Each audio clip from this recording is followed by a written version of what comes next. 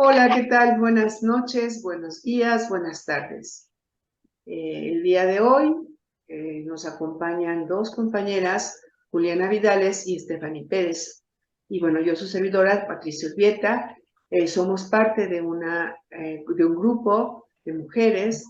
Tenemos nuestra página, la página se llama Sofía, y es un espacio para mujeres, hecho por mujeres, para mujeres. Ojalá te puedas incorporar a este espacio. Y bueno, el día de hoy tanto Juliana como Estefany nos van a hablar de un tema que es un tema bastante interesante. Nos van a hablar sobre música, canto y sanación. Y les voy a pedir que nos platiquen un poquito qué ha significado para ellas la música, desde su propia experiencia, qué han hecho. ¿Quién quiere empezar?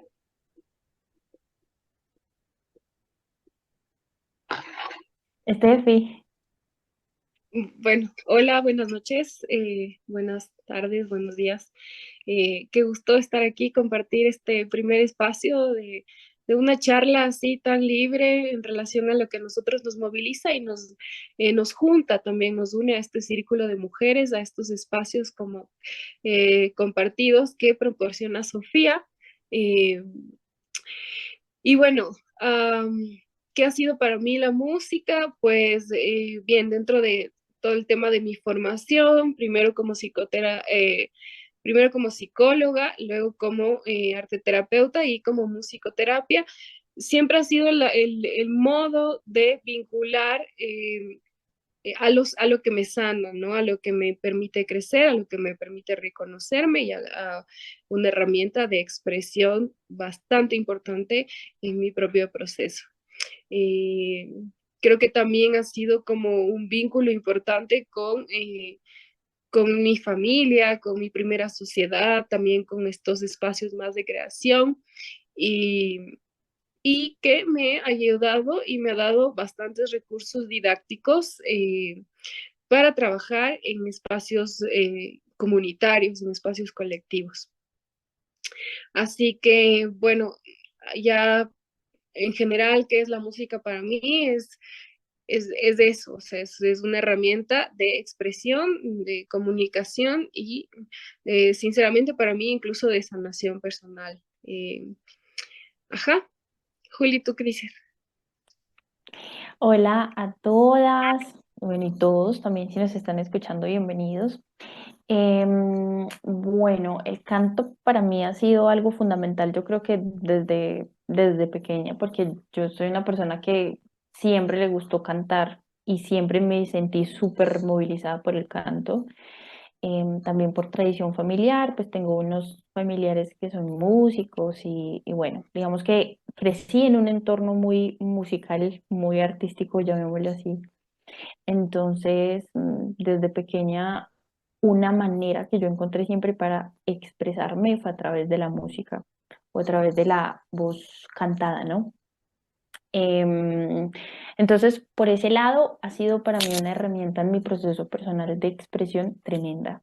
Además que la música me ayuda mucho a conocerme, algo que creo fundamental digamos, dentro de los procesos de musicoterapia, de arteterapia, porque a través de la música igual tú asocias, ¿no? Te trae recuerdos, te moviliza, te genera sentimientos, ¿no? Y ahí es donde yo creo que está como la clave y es, no es plano. Yo canto una canción y en mi interior, o sea, mi cuerpo es como esa vasija que contiene una cantidad de cosas que aparecen con determinadas canciones o con determinadas melodías, ¿no? Porque de todo. O como puede ser tan sublime que tú te sientas volando o puede ser mm, tan nostálgica que te traiga unos sentimientos fuertes y que te bajen a la tierra. Entonces, bueno, eso por un lado. Y por otro lado, digamos que en el camino también del arte terapia y pues de mi esencia terapéutica, pues la música es algo muy importante también. Entonces, esta formación desde el canto, desde cómo puedo sanar a través de el uso de mi voz y de saber utilizar mi voz, que es mi instrumento, personal, único, intransferible y natural, además, que todos tenemos. Entonces, pues creo que es una puerta que cuando uno la abre ofrece infinitas posibilidades y pues es un mundo muy lindo para descubrir. Oigan, ¿cómo han utilizado la voz o la música para sanar? ¿Qué es lo que sana con la voz o con la música? Stephanie. Em, ¿Qué es lo que sana? A ver, primero, la voz en sí, o sea, este instrumento, ¿no? Que está incorporado a nosotros, uno de los más básicos, te remite a los primeros sonidos, a lo primal, a estas primeras sensaciones de conexión, de oralidad, de comunicación. Entonces, desde ahí ya, así incluso en el contexto histórico, ves que es sana porque te vas reconociendo. Eh, y en este reconocerte también es... eh, si te das cuenta, incluso en el mundo animal, ¿no? O sea, realmente como que el sonido que producen algunos animales, etcétera, pues permiten tanto diferenciarse como también incluso sobrevivir. Y si lo ves así, pues cuando viene un bebé al mundo, mucho de su primer instinto se guía a través de la voz y de la vibración que produce la madre. Entonces, creo que eso sí es como los primeros pasos para poder ver y reconocer cuánto nos sana como la voz, la vibración y estos sonidos que son partes de nosotros, que son como nuestra identidad sonora. Llama Benenson, que es este musicoterapeuta famoso, que tiene que ver incluso en un primer momento con la gestal, o sea, con una identidad sonora que tiene que ver con los primeros, con los sonidos más básicos, más eh, los que te remiten a este primer espacio cálido y acogedor que es todo lo que se escucha en el útero de nuestra madre. Después, como dentro ya de lo que se estudia, lo que se trabaja en relación a la voz, primero se hace un trabajo con uno mismo, ¿no? Porque, por ejemplo, a mí personalmente lo que me costó es aceptar mi voz tal y como es, escucharla y sin un juicio, ¿no? De como que, bueno, está afinada a la normativa, no está afinada, yo sí tengo voz para cantar, ¿no? Eh, quitando todo esto, pues aprendiendo a escucharme, eh, reconociendo así como los registros, las tonalidades, o sea, elementos de la música que al ver que son parte de nosotros, lo vemos como muy natural, es que realmente la voz, o sea, el canto es súper natural y súper básico también, ¿no? Eh, una de como de las cosas que yo he sentido en el trabajo con el canto, así un canto más libre también, un canto auténtico y un canto grupal, es bajar mucho los niveles de estrés, baja mucho los niveles de tensión que uno siente y al ser grupal, pues estamos generando como al unísono como más armónicos, vibrando, porque la voz se genera a través de vibraciones juntos y eso pues hay un montón de investigaciones que hablan de lo que puede generar en este sentido de comunidad también, ¿no? De autoestima, de reconocimiento. Ah, y bueno, hay un montón de cosas más, pero en sí como esas han sido cosas para mí que han motivado mucho a trabajar con mi voz y pues lo sigo haciendo porque yo sí puedo sentir que, por ejemplo, cuando estoy en una crisis o deprimida o de alguna manera más hacia mi interior, pues mi voz también está como más hacia el interior, ¿no? No quiere salir, no está tan expuesta, ni tan visible, ni tan amplia, y pues ir reconociéndonos también emocionalmente a través de nuestra voz, puede dar un montón de herramientas de autoconocimiento, ¿no? Eso, Juli, ¿qué piensas? Juli, Bueno, muy en sintonía con lo que decía ahorita Steffi, la música es dentro de las artes como la que nosotros primero experimentamos como seres humanos, porque para aprender de otras formas expresivas, generalmente necesitamos cierta formación, cierta educación y también cierta, digamos, maduración biológica que nos permita acercarnos, por ejemplo, a figuras literarias para la escritura o acercarnos a lo que es el desarrollo de la pinza, de cómo coger un esfero, cómo coger un pincel, ¿cierto? Em, digamos que la música nos acompaña, como bien decía Nati, desde nuestro momento primario, desde la gestación. Fíjense que los latidos del corazón es un primer acercamiento al ritmo, ¿no? Entonces, eso por un lado nos conecta, por ejemplo, desde pequeños ya sabemos reconocer cuál es el sonido de la voz de mi madre, la voz de mi padre o de mis cuidadores, ¿no? Entonces, el sonido y como tal la voz es algo eh, fundamental para el desarrollo de nosotros, ¿no? Ahora, si sana la voz, si sana el canto, es una pregunta preciosa.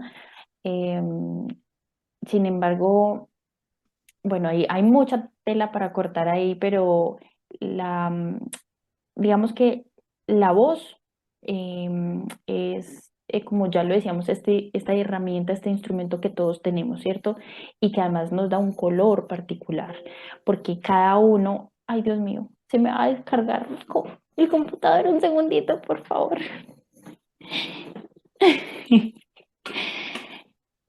Listo.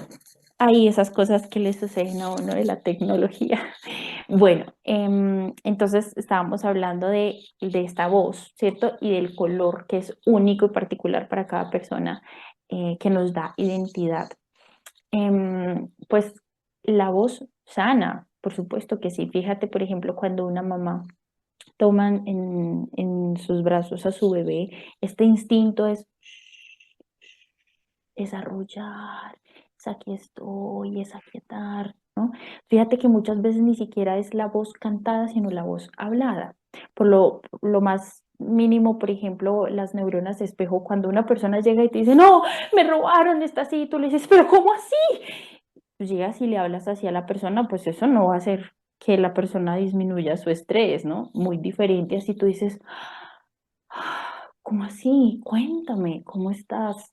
¿No? Este acercamiento ya va a ser algo muy diferente, ¿no? Entonces, fíjate que desde la voz hablada ya puede haber mucha, eh, digamos, mucha afectación en el otro y en mí misma. Entonces, si yo estoy alterada y yo me hablo, pero Juliana, ya, a ver, eso no me va a ayudar. Entonces, solo con usar cierto tono de voz, ¿cierto?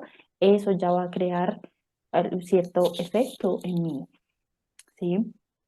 Entonces, eso respecto a la voz, por un lado, y con respecto al canto, pues nada, es otro mundo, por supuesto, porque el canto es ya traer esa voz, pero ponerle un sonido, ponerle una intención, ¿no? Intenciones que van cambiando, que a veces es mucho más amplia, otras veces es más poca, otras veces es hablando desde un tono distinto, mucho más agudo o mucho más grave, y todo eso pues va a ir generando emociones, sensaciones diferentes, ¿no?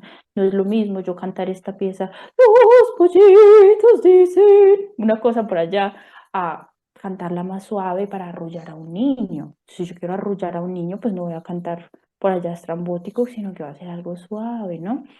Entonces yo creo que la voz, sea hablada, sea cantada, tiene un efecto tremendo en nosotros mismos también, pero en quien recibe, todo el que recibe, o nosotros o sea otra persona. Parece así como muy interesante lo que ustedes están comentando y digo, yo estaba pensando si podría yo expresar mi voz por lo que decía Stephanie, de cómo uno empieza a reconocer primero, ¿no? Como un primer momento. Y lo que dice Juliana también es que la manera en que uno expresa, en que uno habla, también tiene, de alguna manera, no es que te sale, pero de alguna manera te hace comunicarte de diferente manera, ¿no? Desde su experiencia, ¿ustedes cómo utilizan el canto o la voz en su trabajo que hacen, en su trabajo terapéutico? ¿Cómo le hacen? ¿Lo utilizan? ¿No lo utilizan? ¿Qué pasa ahí? Sí, yo creo que de alguna manera en un momento de mi vida dije, si voy a ser psicóloga, yo necesito juntar esto con una herramienta, herramientas artísticas, ¿no? Con lo musical sobre todo. Y eso fue como que el impulso un poco. eh, y más claro, o sea, como el impulso básico fue que en un momento yo era acompañante terapéutica de niños con necesidades especiales, sobre todo con autismo. Entonces a mí me interesó mucho este trabajo de la música en el autismo y de la voz, sí, la voz hablada, la voz cantada, pero también del sonido. eh, y del sonido así como incluso no verbal, ¿no?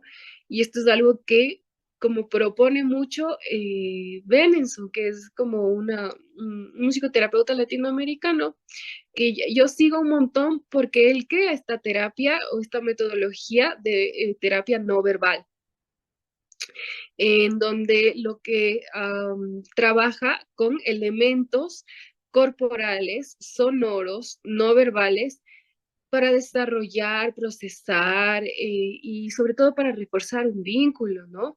Y una relación. En primer lugar, entre el terapeuta y el paciente y luego también para reforzar los vínculos entre el paciente y con los otros.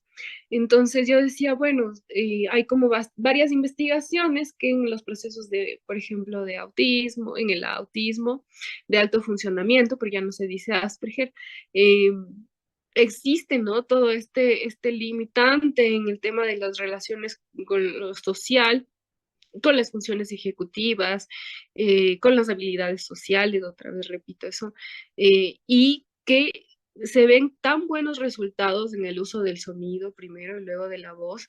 Entonces, primero como empecé a incorporarlo de manera natural, en espacios donde siempre había canto, siempre había dinámica, siempre había movimientos corporales que incluyan en los cantos, etcétera.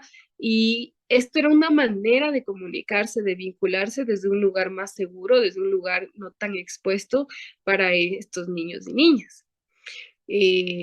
Ya posteriormente, pues también yo descubrí que eh, a mí me ha funcionado mucho como un lenguaje alternativo cuando, por ejemplo, un joven o un adolescente, pues no quiere hablar en terapia, ¿no? O sea, como no simplemente lo narrativo puede ser una opción. Y pues hemos visto que un poco hablando de su música, de sus gustos, ¿no? Reconociendo que muchas veces en nuestra vida tenemos soundtracks. Yo digo así porque no les ha pasado que muchas veces una parte de su propia vida está determinada por un género, una canción, un momento importante, y esto está conectado con toda la emoción que me ha producido eso. Entonces, ¿cuánta información nos puede dar para trabajar con alguien, con un adolescente en estos espacios, ¿no? Y con un adulto también. Hay varias investigaciones de trabajo de musicoterapia dentro del Alzheimer que son también maravillosas porque hay un reconocimiento de que nuestra memoria musical es una de las últimas que se pierde. Entonces, por ahí como que eh, hay bastantes estudios y es bien apasionante el tema, entonces creo que eso ha sido un motivante para seguir investigando, para ponerlo en el espacio terapéutico y para seguir trabajando conmigo misma, ¿no? En mis propios espacios, en los espacios en los que yo también hago un poco de música. Sí, yo no soy música académica, pero como dice Juli, esto ha sido algo así un poco que ha ido empezando como en los espacios, los entornos familiares, como por tradición, y pues nos da un montón de información de nosotros mismos. Si empezó en espacios familiares o no, igual, el vínculo que tengamos con esta arte tan y maravillosa, prácticamente lo tenemos todos, ¿no? Y hemos llegado de diferentes maneras. Eso, Juli.